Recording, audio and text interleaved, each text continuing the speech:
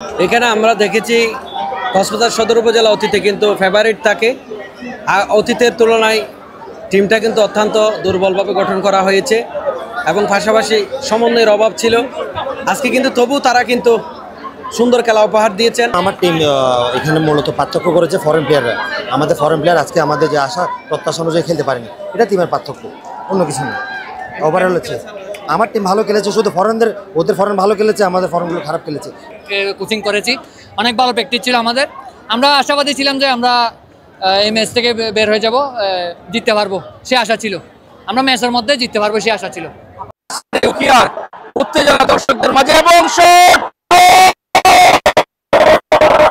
উখিয়াকে আমি জয়টা এনে দিতে পেরেছি আমার দ্বিতীয় গোলের মাধ্যমে। যেহেতু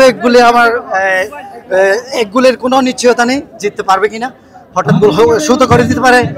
যেহেতু আমার দ্বিতীয় গোলটা হয়েছে, সবকিছু আল্লাহর রহমতে আমরা দ্বিতীয় গোল করে আমি আমাদের দলকে জিতিয়ে এনেছি।